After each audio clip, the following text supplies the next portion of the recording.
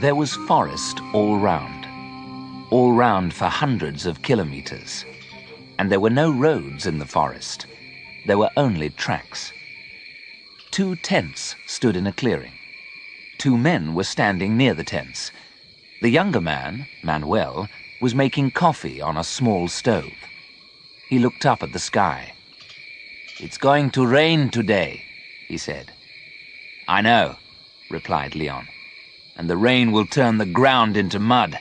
Then we'll never get back to base." 4 men were working in the forest. They were looking for iron and other metals. Leon was the boss, and he was angry. It was early morning.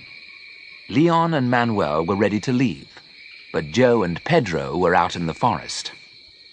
"They left in the truck 2 days ago," said Leon. "They're very late." Joe was always making trouble. He was younger than Leon, and he was clever. He wanted to be boss. Manuel poured the coffee into mugs, and the 2 men drank it slowly. Suddenly, they heard the sound of a truck. "They're back," said Manuel. The truck came up the rough track. It stopped near the tents. Joe jumped out. He was a big man with red hair. He was smiling. His smile made Leon more angry. "You're late," said Leon. "Where have you been?" "Hunting," replied Joe, and he held up his rifle. "Hunting?" Leon shouted angrily. "That's not your job. We haven't time for hunting." "We were away for 2 days," replied Joe. "We're not very late." "I'm the boss here," Leon shouted. Joe looked at Leon angrily. He was not smiling now. "We're late, very late," said Leon. "The rain will start soon, and then there will be mud everywhere. We must leave now." Manuel took down the tents, and Joe and Pedro put the boxes into the truck. "Hurry!" shouted Leon. "It's 10 o'clock. Let's go." Soon, everything was in the truck. Joe sat in the driver's seat. Leon sat beside him. Manuel and Pedro climbed into the back of the truck. Joe started the engine, and the journey began. They drove easily for the first 20 kilometers. Then they came to a stream. "There was no water here last week," Pedro shouted to Manuel. "Look at the water now!" The stream was full of water. Joe slowed down and drove the truck carefully through the rushing water. They crossed the stream, and Joe drove faster. The rain was now falling heavily. The track was very muddy, and the truck began to slide. "Watch out!" shouted Leon. But it was too late. The truck stopped. The wheels were still turning, but the truck was not moving. The wheels were turning round and round in the mud. Leon got out, and Pedro and Manuel jumped down. Joe sat in the driver's seat. Leon looked at the wheels in the mud. Then he looked up at Joe. "It's your fault," he said angrily. "You were driving too fast." "Pedro, you cut branches from those trees," ordered Leon. "And you, Manuel, throw the branches under the wheels." Pedro got a large knife out of the truck, and Manuel helped him. Leon turned to Joe. "You, come and help us." Joe did not move. "I'm driving the truck," he said. "That's my job." "I'm boss here," shouted Leon. "Come and help us." Joe did not say anything. He did not get out of the truck. Leon looked at him angrily. Then Leon walked away. Manuel and Pedro threw branches under the wheels. "Okay, that's enough," said Leon. "Let's go." Joe started the engine again. Pedro and Manuel pushed the back of the truck. The wheels turned, and the engine roared. But the truck did not move. "Push harder!" shouted Leon. Suddenly, the truck moved forward. It was out of the mud. Pedro and Manuel shouted happily.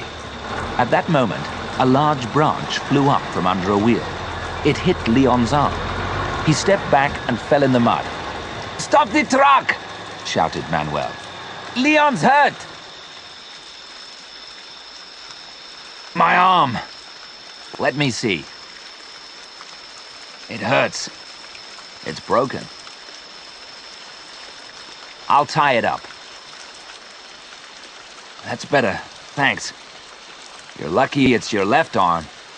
"Yes, I can use my right."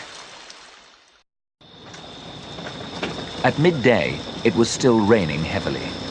The track was covered with mud. Joe drove slowly, and the truck did not stop again. They climbed up a steep hill.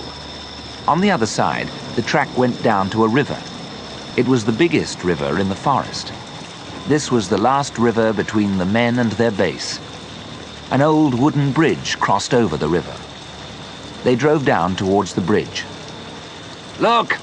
Leon shouted to Joe. "Something's wrong! It's the bridge! It's broken!" Joe did not stop the truck. He drove down slowly to the bank of the river. He drove to the edge of the broken bridge. Then he stopped. They all got out of the truck. They stood in silence. Nobody spoke.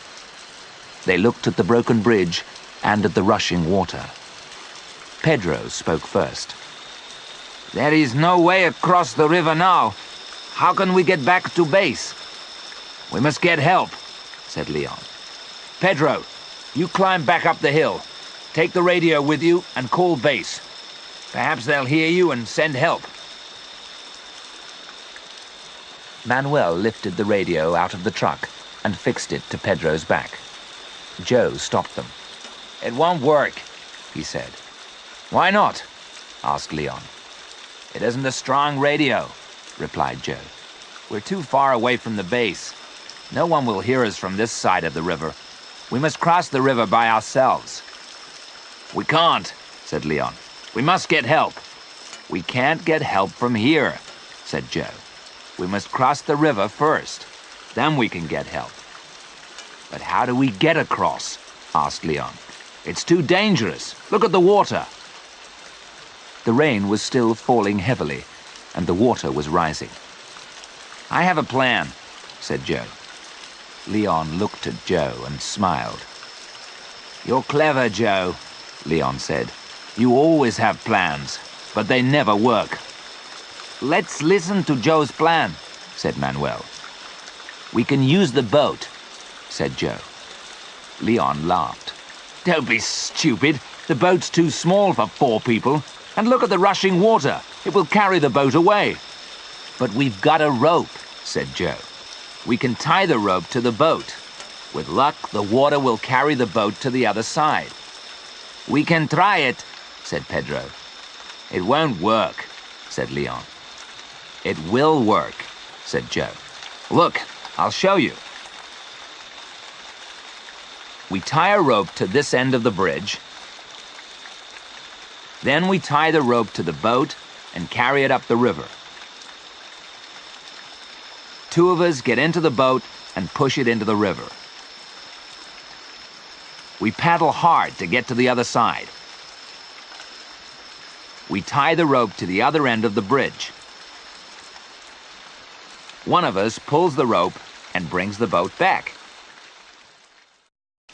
"It won't work," Leon said, "but we can try it." "I'll go first," Joe said. "It's my plan." "No, let me go," said Pedro. "I am stronger." "You can both go," said Leon. "Pedro, you stay on the other side. Joe, you bring the boat back, and then you can take Manuel. Then you can come back again for me." "Good," Joe said. "Pedro, you bring the radio. You can use it on the other side of the river." Pedro got the rubber boat out of the truck and pumped it up. Leon helped him with his right arm. There was a long rope in the back of the truck. Joe tied it to the broken bridge. Manuel tied the other end of the rope to the rubber boat. "It's a long rope," Leon said. "It'll be all right." "Hurry," said Joe. "The water is rising quickly." Joe and Pedro carried the boat. Manuel and Leon walked behind them. Manuel held the boat. Joe and Pedro climbed in. The rushing water took the boat into the middle of the river. The boat crossed to the other side. It came near the bridge. Joe held on. Pedro climbed out of the boat. Pedro tied the rope to a piece of the bridge. Pedro stayed on the far side of the river. Joe pulled hard on the rope, and the boat slowly came back to Leon and Manuel. "You get in now, Manuel," said Leon. "I'm going last." "No, you're not," Manuel replied. "Your arm is broken. You can't get into the boat alone. You need help. I'll help you." "Manuel is right," said Joe. "You need help, Leon." Manuel helped Leon into the boat. He sat down in the boat, and Joe pulled hard on the rope. Trouble came suddenly. Joe and Leon were in the middle of the river. Leon saw the tree first. The rushing water was pulling it down the river. "Look out!" Leon shouted. Joe looked round. At that moment, the branches of the tree hit the boat. Joe held onto the rope. His feet slipped, and the boat moved away from him. "Hold on to the rope!" Leon shouted. But Joe did not listen. He let go of the rope and swam towards the rubber boat. Joe was a good swimmer, and he soon reached the boat. He held it tightly and kicked his legs hard in the water. The boat moved away from the tree. "Good!" Joe shouted to Leon. "The boat's free!" "Leave the boat!" shouted Leon. "Save yourself!" Joe did not listen. He held the boat and kicked his legs. A few moments later, Joe heard a loud noise. "What's that?" he asked Leon. "It's a waterfall," replied Leon. "The water will pull the boat over. Leave the boat! Save yourself!" "Look!" shouted Joe. "There's a rock in front of us. We must reach it." "Don't be a fool," said Leon. "Save yourself! You can't save me!" The water rushed round the boat. It was pulling them towards the waterfall. Joe kicked his legs harder. The boat moved quickly towards the rock. "Get ready!" shouted Joe. "Jump for the rock!" Leon was ready. The boat came near the rock, and Leon jumped. Joe let go of the boat and swam to the rock. The two men lay on the rock. For a few minutes, they did not say anything. Then Leon turned and smiled at Joe. Joe had saved his life. "We're not safe yet," Joe shouted. "The rain has stopped, but the water is still rising. It'll cover the rock in an hour or two." Joe was right. There was water all round the two men. In front of them, the water dropped over the waterfall. Behind them, there was the broken bridge. "We must get help," said Leon. "But how?" "Pedro," replied Joe. "He can help us. He's got the radio." Pedro was waiting on the far side of the river. He watched Joe and Leon. They climbed onto the rock. They were safe. "They won't be safe for long," thought Pedro. "I must call base and get help."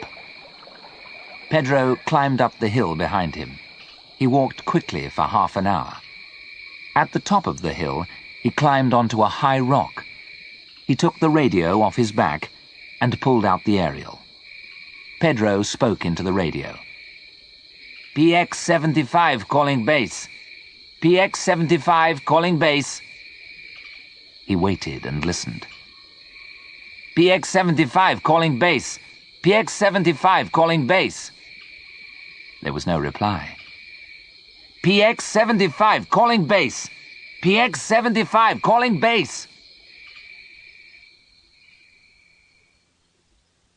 Philip was sitting at the control desk. He was listening to the radio. PX-75 was Leon's number. Philip turned the dials of the radio. The voice became clearer. "Hello, PX-75, said Philip. "This is base. What's your message? Over." "Hello, base. PX-75 here. Pedro speaking. Can you hear me?" "Loud and clear, Pedro. What's your message? Over." "We're in trouble," said Pedro. "The bridge over the River Sandano is broken. Joe and Leon are on a rock in the middle of the river. They are above the waterfall. Can you send help? Over." "River Sandano, near bridge, above waterfall." "Okay, Pedro. Help is coming. Over." Pedro climbed down the hill to the broken bridge. Manuel was waiting on the other side of the river. Pedro shouted, and Manuel waved. Both men looked down the river. The water was rising fast, and the rock looked very small now. On the rock, Joe was holding Leon in his arms. Leon's arm was covered in blood. His eyes were closed, and he did not move.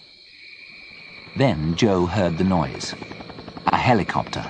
It was high above the broken bridge. "A helicopter!" Joe shouted. "Leon, look!" But Leon's eyes were closed, and he said nothing. The helicopter was soon over the rock. A rope was lowered, and Joe held it. Then he tied it round Leon. Joe held Leon with one hand, and he held the rope with the other. Slowly, the two men were lifted in the air.